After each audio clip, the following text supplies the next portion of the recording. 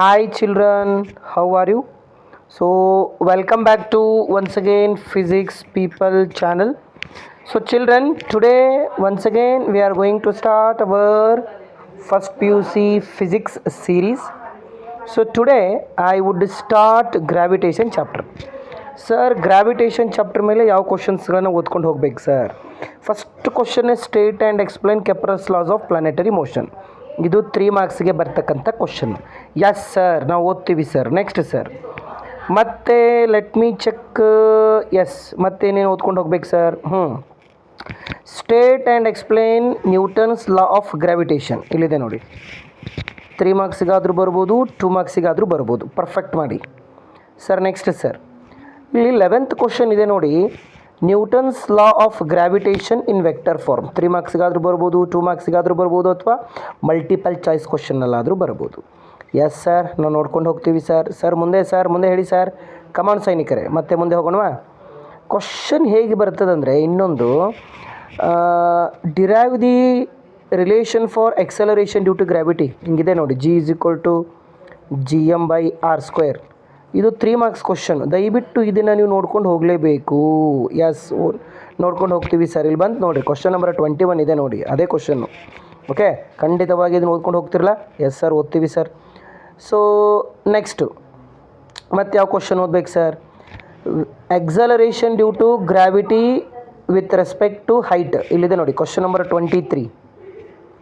Question number 23 5 marks question sir. ಮತ್ತೆ sir, acceleration due to gravity below the surface of the earth ಇಲ್ಲಿದೆ ನೋಡಿ, question number 25. So once again ಇಲ್ಲಿವರೆಗೂ ಬಿಡಿಸ್ಬೇಕು. 5 marks question sir. ಮತ್ತು sir, ಇವು ಬರಲಿಲ್ಲ ಅಂದರೆ ಗ್ಯಾರಂಟಿ ಗ್ರಾವಿಟೇಷನಲ್ ಪೊಟೆನ್ಷಿಯಲ್ ಎನರ್ಜಿ 5 ಮಾರ್ಕ್ಸಿಗೆ ಬರ್ತದೆ.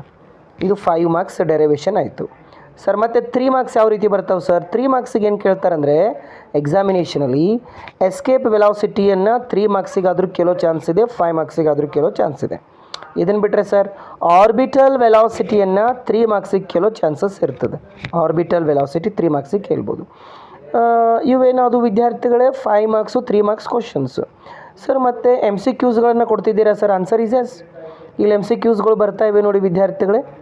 ದಯವಿಟ್ಟು ಇಲ್ಲಿ ಇರ್ತಕ್ಕಂಥ ಎಲ್ಲ MCQಸ್ಗಳನ್ನು ನೀವೇನು ಮಾಡಬೇಕು? ಪ್ರಾಕ್ಟೀಸ್ ಮಾಡಬೇಕು. ಇದೇ ರೀತಿ ಕ್ವಶನ್ಸ್ಗಳು ಅಲ್ಲಿ ಬರ್ತಿರ್ತವೆ. ಮತ್ತು ಇಲ್ಲಿ ನ್ಯೂಮರಿಕಲ್ಸನ್ನು ಕೂಡ ನಾನು ನಿಮಗೆ ಕೊಡ್ತಾ ಇದ್ದೇನೆ. ಈ ನ್ಯೂಮರಿಕಲ್ಸನ್ನು ಕೂಡ ಒಂದು ಸ್ವಲ್ಪ ನೀವು ಪ್ರಾಕ್ಟೀಸ್ ಮಾಡ್ಕೊಂಡು ಹೋಗಿ. ಇಲ್ಲೇ ಬಂದು ನೋಡಿ, ಕ್ವಶನ್ ನಂಬರ್ 8 ಇದೆಯಲ್ಲ, ಕ್ವಶನ್ ನಂಬರ್ 8 ಈ ನ್ಯೂಮರಿಕಲ್ ಏನಿದೆಯಲ್ಲ, ಲಾಸ್ಟ್ ಇಯರ್ ಮಿಡ್ ಟರ್ಮ್ ಎಕ್ಸಾಮಿನೇಷನಲ್ಲೂ ಬಂದಿತ್ತು ಮತ್ತು ಆ್ಯನ್ಯುವಲ್ ಎಕ್ಸಾಮಿನೇಷನಲ್ಲೂ ಕೂಡ ಬಂದಿತ್ತು. ಸ್ವಲ್ಪ ನಾನು ಇಲ್ಲಿ ಏನೇನು ಇಂಪಾರ್ಟೆಂಟ್ ನ್ಯೂಮರಿಕಲ್ಸನ್ನು ಕೊಟ್ಟಿದ್ದೀನಲ್ಲ, ಸ್ವಲ್ಪ ನೀವು ಓದ್ಕೊಂಡು ಹೋಗಬೇಕಂತ ನಾನು ನಿಮ್ಮಲ್ಲಿ ಕೇಳ್ಕೊತೇನೆ. ಎಸ್ ಸರ್, ನಾವು ಓದ್ಕೊಂಡು ಹೋಗ್ತೀವಿ ಸರ್. ಸರ್ ಮತ್ತು 2 ಮಾರ್ಕ್ಸು 3 ಮಾರ್ಕ್ಸ್ ಮತ್ತು ಯಾವ ರೀತಿ ಕ್ವಶನ್ಸ್ಗಳು ಬರ್ಬೋದು ಸರ್? ಇಲ್ಲಿ ಯಾವ ರೀತಿ ಕೇಳ್ತಾರೆ ಅಂದರೆ, mention the relation between orbital velocity and escape velocity. Okay, ಈ ರೀತಿ ಕ್ವಶನ್ಸ್ಗಳು ಬರ್ಬೋದು. ಎಸ್ ಸರ್, ನೋಡ್ಕೊಂಡು ಹೋಗ್ತೀವಿ sir. Then define gravitational potential energy, mention its SI unit, dimensional formula, ಈ ರೀತಿ ಕ್ವಶನ್ಸ್ಗಳು ಬರ್ಬೋದು.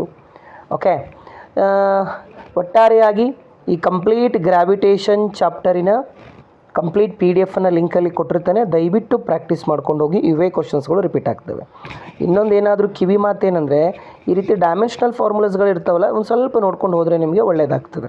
Is it clear children? Thank you so much. Download ಮಾಡ್ಕೊಳ್ಳಿ, ಪ್ರಾಕ್ಟೀಸ್ ಮಾಡಿ. All the best children.